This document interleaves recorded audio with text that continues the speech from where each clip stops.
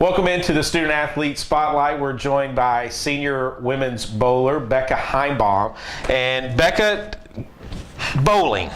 Talk to me. Give me some. Give the fans out there, the people out there who don't know a lot about bowling. Tell us a little bit about your sport. Well, typically a tournament, and people don't know this, our first days last about 7 to 8 hours. Yeah. We bowl 5 games, and each game takes an hour or more to bowl. So you're just standing on your feet for 7, 8 hours at a time, and it's a long day. And then on Sundays we do Baker events, which it's 5 people bowling in one game, and you'll have the first person bowl the first frame, and the 6th frame, and the second person bowl the 2nd and the 7th, and so on. And that is what a tournament consists of, and it's. So which one do you like? Which one do you like better, the traditional scoring or the Baker scoring? Honestly, I like both because they're so different. I mean, the individuals, you have a chance to place, like, make all tournament team and do well as that, but then team event, it's more exciting, I think, for the fans to watch because we are more hype, I guess, about it. So I don't know, I can't decide. I enjoy both. Speaking of the fans, it's interesting. If you've never been to a bowling event, they come out with their step ladders, and because you're in a small confined area, and it's not like they don't build bowling alleys as a spectator for spectators traditionally anyway. No. So it's amazing to see all the people, the family, friends that comes out and watches your events, isn't it? Yeah. People make some pretty interesting ladders. I've seen people take like seats you put on boats and attach them to top of ladders so they can see. So you get some pretty interesting things. Let's get away from bowling for just a moment. I know you're a psychology major. Tell me a little bit about what you hope to do with that degree. Well, I'm actually looking at the program at Lindsey right now for counseling. And what I plan to do after that is get certified to become an animal-assisted therapist, and then also an animal or play therapist as well. And then hopefully combine the two together and do something in that field. Now talk a little bit about what a play therapist is. I know my children actually have been through play therapy a little bit. Talk a little bit of what play therapy is. Well, I'm honestly not as familiar with play therapy. I know more about animal-assisted therapy, but from my understanding, play therapy is used a lot on children who have, I guess, more so disabilities, just because a lot of times they have trouble verbally expressing how they feel. Mm-hmm. So that gives the therapist a way to interact with them and understand from a different perspective. And you said animal-assisted therapy? Talk to me about that. That seems interesting.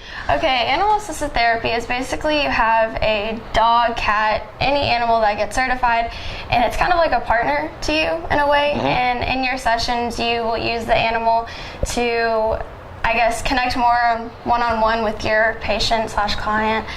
And animals have such a strong connection with people, right, and it allows them to open up and maybe talk about things that they usually wouldn't talk about when an animal is present, just because it relaxes you and makes you feel like you're comforted. So what's been your favorite class? It can be in your major, maybe not in your major. What's been your favorite class here at Lindsey Wilson? Honestly, I think my animal behavior class is my favorite. I took that last semester with Dr. Falk, and it was my favorite. I loved it. Like, I enjoyed going to class and reading, and I have not had that happen before, so I really enjoyed that class.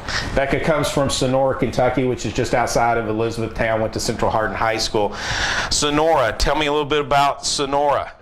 Well, if you blink, you'll miss it. So we have a Dollar General and a couple of gas stations, and that's it. But we're like right outside E-Town, so that's where we go to do anything, really. Central Hardin, how did you come to Lindsey Wilson from Central Hardin? I was in a medical terminology class, and Emily Carnell was the person who came and spoke to our school, and my advisor asked me if I wanted to go listen to it, and I was like, yeah, sure, I'll miss that class. I don't want to go to that one.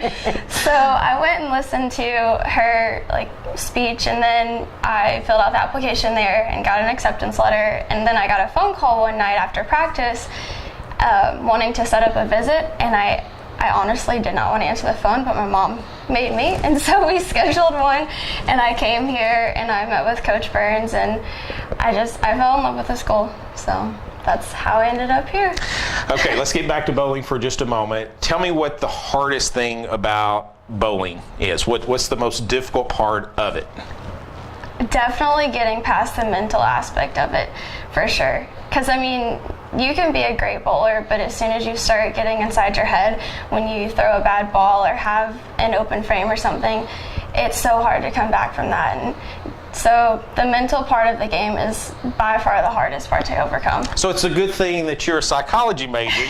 You can conquer those mental demons a little bit. Yeah, it's taken me a couple of years, but I'm finally to the point where something bad happens, you got to move past it. Because, I mean, if you don't, it's not good. Okay, you hit the pocket, perfect ball, and you leave a split.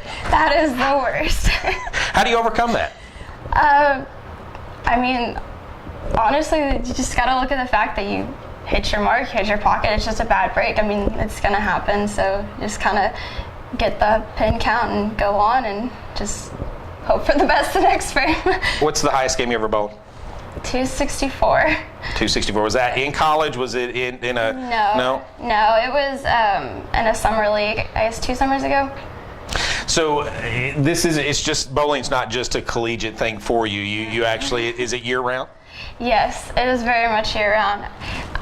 Personally, I don't bowl all year round just because it is expensive to do, but there are people who will bowl in summer leagues, winter leagues, fall leagues, just basically any leagues that they can bowl in. Okay, so you're gonna chuck with this, and you just have to ignore this really dumb question. Okay. But do you have a 2, 3, 4, or do you have just one bowling ball? See, I told you you'd chuckle. I personally have 7. Oh wow! Okay, all right. Yes. And do you rotate those? Is there? I assume that you have one for, your first ball for your first roll, and then you have another maybe if you have a split or whatever. Is that correct? Yeah, basically you have different balls for different lane conditions, and the more oil there is on a lane, the stronger ball you'll want to have, and if there's less oil, you'll want to have a weaker ball. So you have balls that are drilled really aggressive and balls that are drilled really weak, and then you also have just a plastic ball, which is for spares, and it goes straight.